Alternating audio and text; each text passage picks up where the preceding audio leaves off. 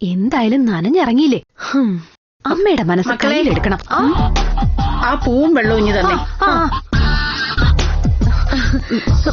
ഞാൻ കൊടുക്കാം.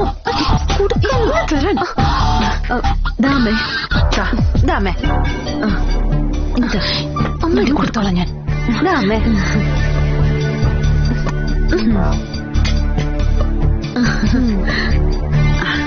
തൊഴുത് പ്രാർത്ഥിച്ചോ.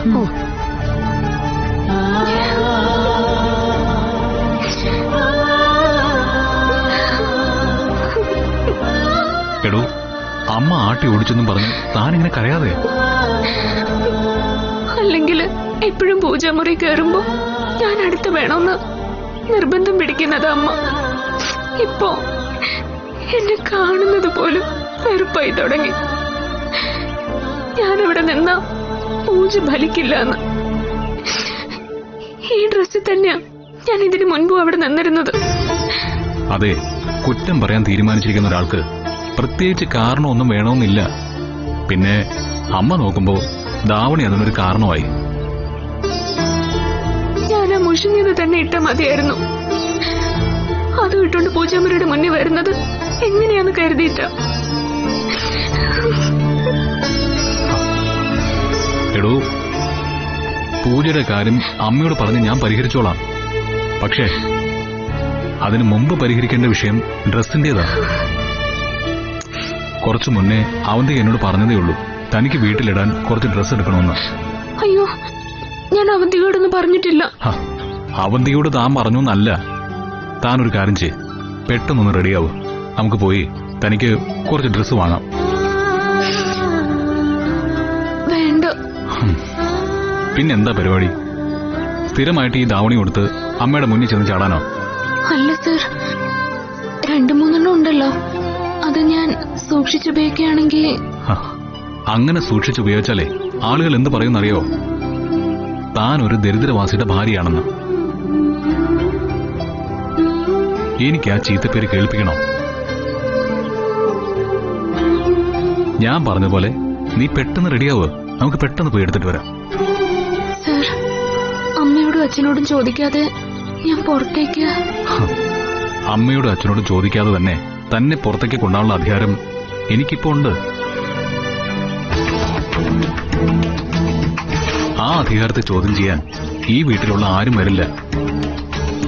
അതുകൊണ്ട് അതിനെക്കുറിച്ചൊന്നും പേടിക്കണ്ട.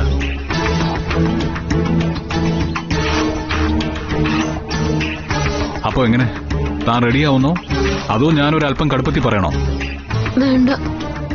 പിന്നെ വലിയ കടയിലൊന്നും പോണ്ട. ഇവിടെ അടുത്തുള്ള ചെറിയ കടയിൽ പോയി വീട്ടിൽ ഉപയോഗിക്കാവുന്ന വില കുറഞ്ഞ എന്തെങ്കിലും മതി. അതൊക്കെ ആദ്യം ഇവിടുന്ന് ഇറങ്ങിയിട്ടല്ലേ. ആദ്യം നമ്മൾ ഇവിടുന്ന് ഇറങ്ങുന്നു.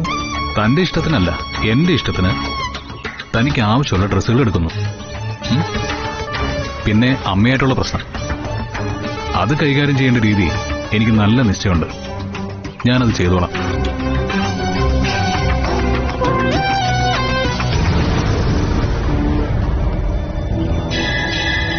എന്താടോ, ഇനി എതിരഭിപ്രായം ഉണ്ടോ?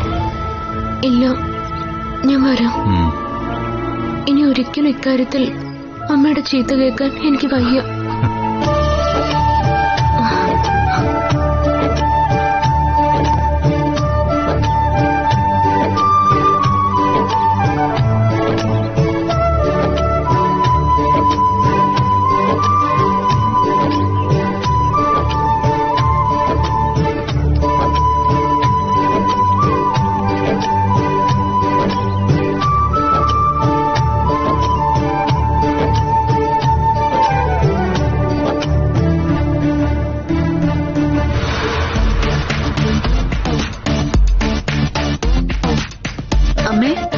എന്താ മോളെ?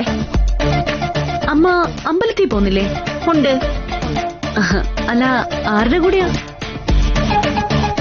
സാധാരണ എന്റെ കൂടെ കൺമണിയാ പോരാറ്. ഇനി എന്തായാലും അവള് വേണ്ട. ആ, നീ പോരുന്നോ? പോരുന്നെങ്കി വേഗം പോയി റെഡി ആയിട്ട് വാ. ഞാനില്ല, അമ്മയ്ക്ക് ദേവിയെ കൂട്ടിപ്പോയിക്കൂടെ? ഞാനത് ആലോചിച്ചതാ. പിന്നെ അവനത് ഇഷ്ടമായില്ലെങ്കിലോ എന്ന് കരുതി. അവൻ ഇഷ്ടമായാലും ഇല്ലെങ്കിലും അമ്മ അവനെയും കൂട്ടി തന്നെ പോണം. അതെന്താ? ആ, ഞാൻ എന്തുകൊണ്ടാ ഇത് പറയുന്നതെന്നറിയോ? അവള്, ആ കൺമണി, അവൾ എന്താ അവനോട് ചെന്ന് പറഞ്ഞെന്നറിയോ? എന്താ പറഞ്ഞത്? അമ്മ അവളോട് പൂജാമുറിയുടെ മുമ്പിൽ നിൽക്കണ്ടെന്ന് പറഞ്ഞില്ലേ? അവൾ ഇട്ടിരുന്ന ഡ്രസ്സിന് കുറ്റം പറഞ്ഞില്ലേ? ഹ, ആ പോക്ക് പോയിട്ട് അവള് ദേവയോട് പറഞ്ഞു അവൾക്ക് ഇപ്പൊ തന്നെ ഡ്രസ് എടുത്തു കൊടുക്കണോന്ന്. അവൻ അവളെയും കൂട്ടി ഇറങ്ങാൻ നിൽക്കുക. അവൾ അങ്ങനെ പറഞ്ഞോ? അമ്മേ, ഞാൻ എന്റെ കാതുകൊണ്ട് കേട്ടതല്ലേ. അവൾക്കും ചില അവകാശങ്ങളുണ്ട്, അവൾക്കും മറ്റുള്ളവരെ പോലെയൊക്കെ നടക്കണം, അതുകൊണ്ട് അവൾക്ക് ഡ്രസ് എടുത്ത് കൊടുക്കണമെന്ന്.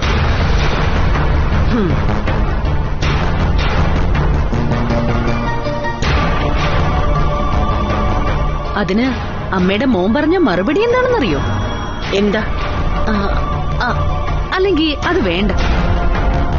അത് കേട്ടാ അമ്മയ്ക്കതൊരു വിഷമമാവും. നീ കാര്യം എന്താണെന്ന് പറ. അവൻ എന്താ പറഞ്ഞേ? അതോ, അവൻ പറഞ്ഞത് അമ്മയ്ക്ക് കേൾക്കണോ? ആദ്യം ഡ്രസ്സിന്റെ കാര്യം കഴിയട്ടെ. പൂജാമുറിയുടെ മുന്നിൽ വെച്ച് വിലക്കിയതിന് അമ്മയോട് ചോദിക്കേണ്ട രീതി അവൻ അറിയാവുന്ന. ഹോ, എന്റെ അമ്മേ, അവളുടെ തലേണ മന്ത്രത്തിന് ദേവയെ വിട്ടുകൊടുത്താ അധിക ദിവസങ്ങളൊന്നും വേണ്ടി വരില്ല അമ്മയോട് ദേവ ദേഷ്യപ്പെടാനും ബഹളം വെക്കാനും ഒക്കെ.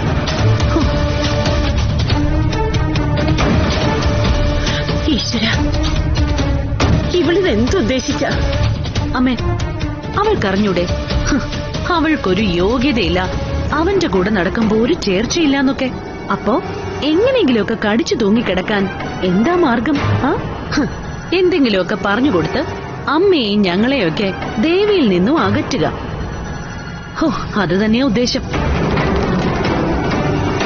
പക്ഷേ അമ്മയത് പൊളിച്ച് കയ്യിൽ കൊടുക്കണം.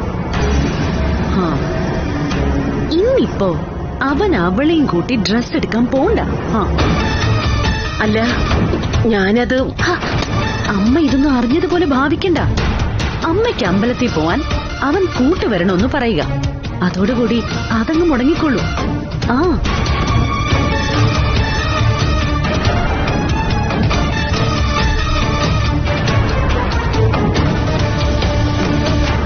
അമ്മേ, ആലോചിക്കുന്നത് നല്ലതാ.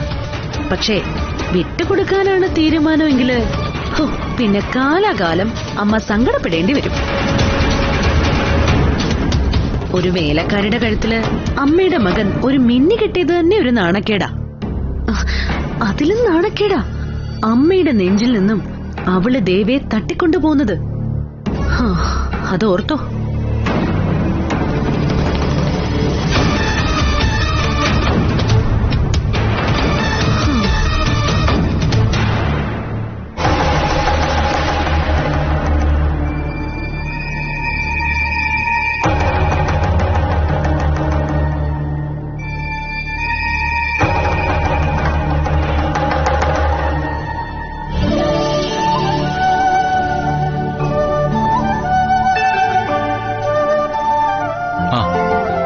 താൻ റെഡിയായോ?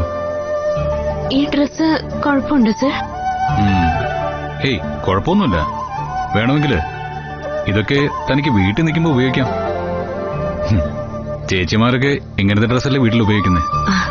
അവരൊക്കെ നല്ല കുടുംബത്തിൽ പറഞ്ഞ പെണ്ണുങ്ങളാ, ഞാനെങ്ങനെയല്ലോ. ദേ, ഇടയ്ക്കിടയ്ക്കുള്ള ഈ പ്രയോഗം ഉണ്ടല്ലോ, അതങ്ങ് മതിയാക്കിക്കോ. അവസാനം എനിക്ക് തന്നോട് എന്തെങ്കിലും ചോദിക്കാൻ തോന്നാതെയാവും കേട്ടോ. സോറി.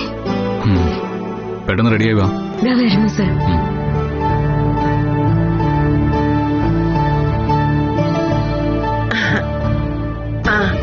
ദേവ, എന്താമ്മേ? എനിക്കൊന്ന് അമ്പലത്തിൽ പോണം. നീ ഒന്ന് കൂടെ വരുവോ?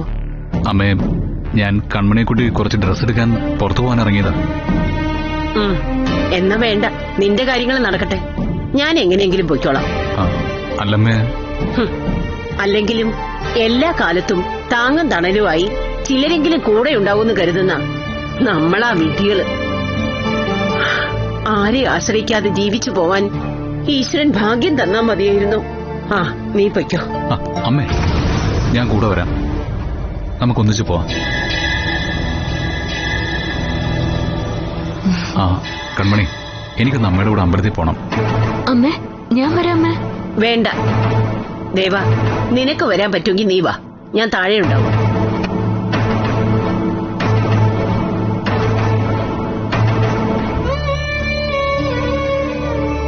ഇനിയിപ്പോ എന്ത് ചെയ്യടൂ? അമ്മയോട് പറ്റില്ല എന്ന് പറയാനും തോന്നിയില്ലേ? സാറ് കൂടെ പോവാന്ന് പറഞ്ഞത് നന്നായി.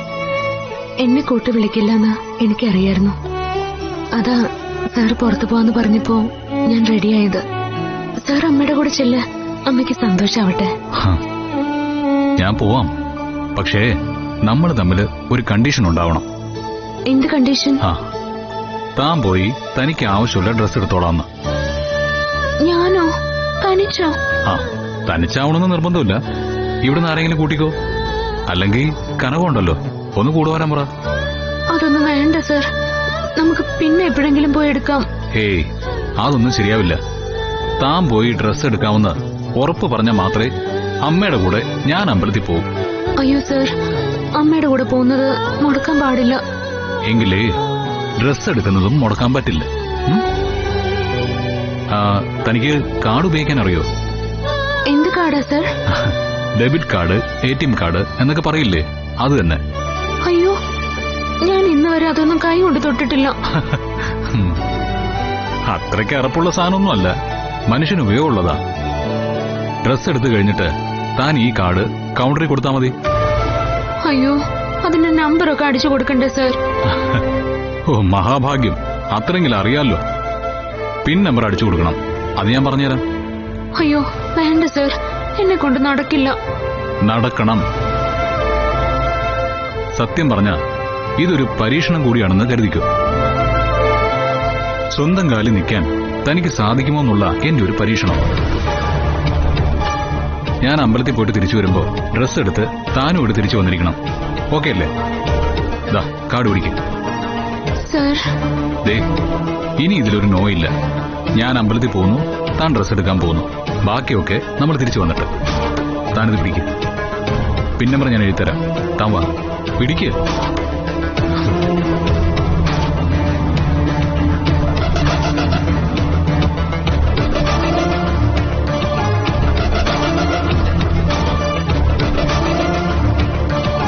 ഈശ്വര, ഞാൻ ഇതും കൊണ്ടുപോയിട്ട് എന്ത് ചെയ്യാനോ? ഡ്രസ് എടുക്കാൻ പോകുന്നതില് ഇത്രയും വലിയ പരീക്ഷണത്തിന്റെ കാര്യമുണ്ടോ? കൺമണി, കൺമണി.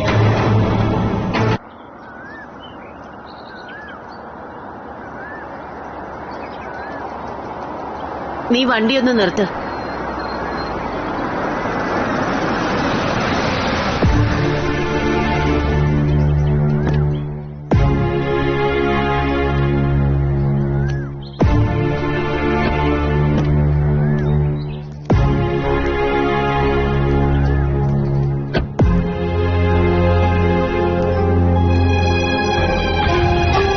എന്താ അമ്മ ഇവിടെ നിർത്താൻ പറഞ്ഞത്?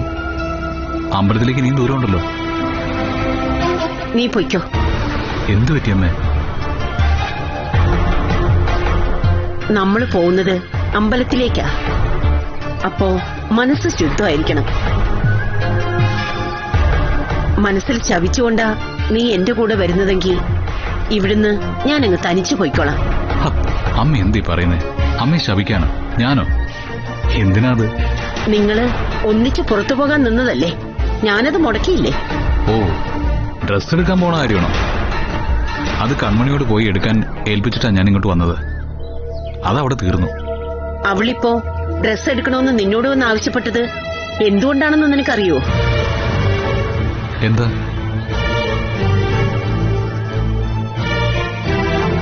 പൂജാമുറിയുടെ മുമ്പില് അവള് ധാവണി ഉടുത്തു വന്നപ്പോ ഞാനൊന്ന് ശാസിച്ചു. കല്യാണം കഴിഞ്ഞവളാണല്ലോ, കളിയായിട്ടാണെങ്കിലും അങ്ങനെ വേഷം കെട്ടി വന്ന് നിൽക്കണ്ടെന്ന് എനിക്ക് തോന്നി. അതിന് കൺമണി അമ്മയെ വല്ലതും പറഞ്ഞോ? പറഞ്ഞത് എന്നോടല്ലല്ലോ, നിന്നോടല്ലേ. അതുകൊണ്ടല്ലേ ഇപ്പൊ തന്നെ ഡ്രസ് എടുക്കാൻ നീ തീരുമാനിച്ചത്. ഓ, അവിടെ അമ്മയ്ക്ക് തെറ്റി. ഡ്രസ് എടുക്കാൻ കൺമണി എന്നെ നിർബന്ധിച്ചിട്ടില്ല. മാത്രമല്ല, കൺമണി ഞാൻ ഒരുപാട് നിർബന്ധിച്ചിട്ടാ എന്റെ കൂടെ വരാൻ തന്നെ അയാൾ തയ്യാറായത്. അമ്മേ, ഇന്ന് രാവിലെ അവന്തിക എന്നോട് പറഞ്ഞു കൺമണിക്ക് വീട്ടിലിടാൻ അധികം ഡ്രസ്സില്ലാന്ന്. എന്തെങ്കിലും കുറച്ചെടുത്തു കൊടുക്കണമെന്ന്. എന്നിട്ടും ഞാനത് കൺമണിയോട് ചോദിക്കാൻ മറന്നു. പിന്നെ പൂജാമുറിയുടെ മുന്നില് ധാവണി കൊടുത്തു വന്ന കാര്യം അത് അയാളോട് ഞാൻ ചോദിച്ചു. വീട്ടിലിടാവുന്ന 3-4 ഡ്രസ്സേ അയാളുടെ കയ്യിലുള്ളൂ. അതൊന്ന് ചലക്കിപ്പോയി പാവം.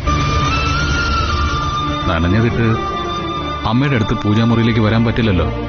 അതുകൊണ്ടാ ധാവണി കൊടുത്ത് വന്നത്. സത്യാണമ്മേ. അല്ലാതെ അമ്മ കൺമണിയെക്കുറിച്ച് എന്താ കരുതിയത്? ഞാൻ അവളുടെ കഴുത്തിൽ ഒരു താലി ചാർത്തിയതോടെ അവള് അധികാരം പറഞ്ഞു തുടങ്ങിയെന്നോ, അതോ മറ്റുള്ളവർക്കൊപ്പമാകാൻ ശ്രമിക്കുന്നെന്നോ? ഹേയ്, അതൊന്നുമില്ല. അയാൾ എന്നിലേക്ക് ഒരു തരി പോലും എടുത്തിട്ടില്ല. ഇപ്പോഴും പണ്ട് എന്നെ കണ്ടിരുന്ന പോലെ ബഹുമാനത്തോടെ ഭക്തിയോടെ മാറി നിൽക്കുകയാണ് പാവം.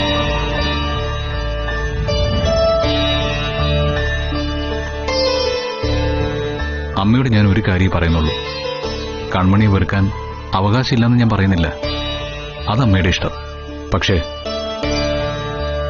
കൺമണിയോട് ഞാൻ എന്തെങ്കിലും പരിഗണന കാണിക്കുന്നതിന്റെ പേരിൽ അമ്മ എന്നെ വെറുക്കരുത്. അതാ പാവത്തിന്റെ കുറ്റമായിട്ട് കാണുകയും ചെയ്യരുത്. അവൾക്ക് ഡ്രസ്സില്ല എന്നുള്ള കാര്യമൊന്നും ഞാൻ അറിഞ്ഞില്ലായിരുന്നു. അതൊക്കെ വേണ്ടത് എന്താണെന്ന് വെച്ചാ എടുത്തു കൊടുത്തു. അതിലൊന്നും എനിക്ക് പരാതിയില്ല. ഇതാണ് ഞാൻ പ്രതീക്ഷിക്കുന്ന എന്റെ അമ്മ. കാര്യങ്ങൾ തിരിച്ചറിയുക, സഹതപിക്കേണ്ടവരോട് സഹതപിക്കാൻ അറിയുക. എനിക്കിപ്പോ പ്രതീക്ഷയുണ്ടമ്മേ. നമ്മുടെ മനസ്സിലെ വിഷമങ്ങളും വൈരാഗ്യങ്ങളും ഒക്കെ മാറും. മനസ്സ് നന്നായിട്ട് തെളിയും.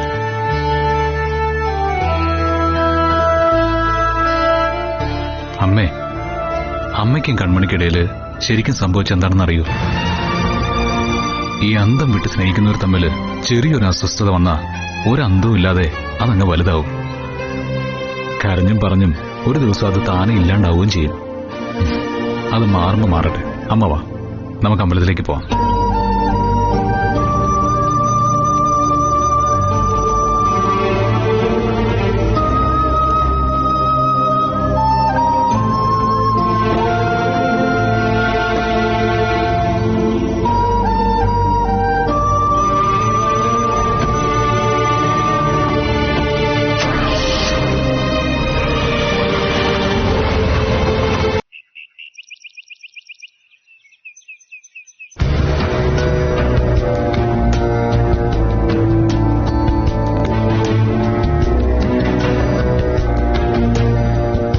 ചേച്ചി, എന്താ? എന്റെ കൂടെ ഒന്ന് സിറ്റിയിലേക്ക് വരാവോ? നിന്റെ കൂടെയോ? എന്തിന്? അത് ദേവസാർ എന്നോട് പറഞ്ഞു, സിറ്റി പോയിട്ട് വേണ്ട ഡ്രസ്സുകൾ എടുക്കാൻ. കാർഡാ കയ്യിൽ തന്നിരിക്കുന്നത്. എനിക്കാണെങ്കിൽ അങ്ങനെയുള്ള വലിയ കടകളിലൊന്നും കയറാനും അറിയില്ല, കാർഡ് ഉപയോഗിക്കാനും അറിയില്ല. സ്വപ്നേച്ചി എന്റെ കൂടെ ഒന്ന് വന്ന. നീ കൊള്ളാലോടി. അല്ല, ഞാൻ നിന്റെ കൂടെ വന്ന പകരം നീ എനിക്ക് എന്ത് തരും? അയ്യോ, ഞാൻ എന്ത് തരാനാ? പിന്നെ സ്വപ്നേച്ചിക്ക് ഡ്രസ്സ് വല്ലതും എടുക്കണമെങ്കിൽ എടുത്തോ, ഞാൻ ദേവസാറിനോട് പറഞ്ഞോളാം. നീ സത്യം തന്നെയല്ലേ പറയുന്നേ? അതെ, സ്വപ്നേച്ചിക്ക് വേണ്ട ഡ്രസ്സെല്ലാം എടുത്തോളൂ. കൊള്ളാലോടി നീ. ചെറുതല്ല നിന്റെ സാമർഥ്യം. തൊട്ടടുത്തുള്ള കടയിലേക്ക് പിള്ളേരെ പറഞ്ഞയക്കുമ്പോ 50 പൈസയോ 1 രൂപയോ അവർക്ക് മിഠായി വാങ്ങാൻ കൊടുക്കുന്നൊരു ഏർപ്പാടുണ്ട്. ഈ എന്റെ അടുത്ത് നീ അത് പയറ്റാൻ ഇറങ്ങിയതാ? നിനക്ക് ഡ്രസ് എടുക്കാൻ ഞാൻ കൂട്ടുവരണം. അതിന് കൂലിയായിട്ട് നീ എന്തെങ്കിലും എന്റെ കയ്യിൽ വെച്ചു തരും, അല്ലടി? അയ്യോ ചേച്ചി, ഞാൻ ദേവ ഡ്രസ് എടുക്കാൻ പറഞ്ഞിട്ടുണ്ടെങ്കിൽ നീ തനിച്ചങ്ങ് പോയാ മതി. ഒരു കാര്യം നീ ഓർത്തോ, അവൻ അങ്ങനെ പറഞ്ഞിട്ടുണ്ടെങ്കിൽ അത് നിനക്കുള്ളൊരു ടെസ്റ്റ് ഡോസാ. ഇക്കാര്യത്തിൽ എന്തെങ്കിലും പരാജയപ്പെട്ട് നീ തിരിച്ചു വന്നാൽ ദേവിക്ക് മനസ്സിലാവും ഒരു വിവരവും ഇല്ലാത്ത ഒരുത്തിയാണ് കൂടെ കൂട്ടിയിരിക്കുന്നതെന്ന്. അങ്ങനെ ഒരു അവസരം മുന്നിലുള്ളപ്പോ ഞാൻ കൂടെ വന്ന് എന്തിനാടി അത് കളയുന്നത്? നിന്നെ അവനെയും ചേർക്കാനല്ലല്ലോ, പിരിക്കാനല്ലേ ഞാനൊക്കെ നടക്കുന്നത്. ദേ ഇറങ്ങി പോടി എന്റെ മുമ്പിന്ന്.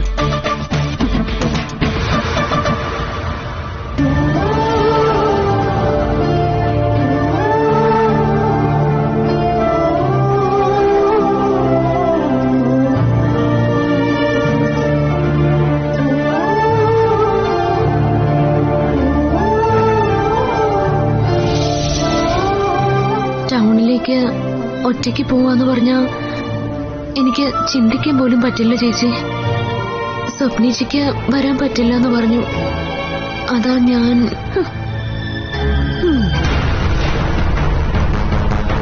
അത് ശരി.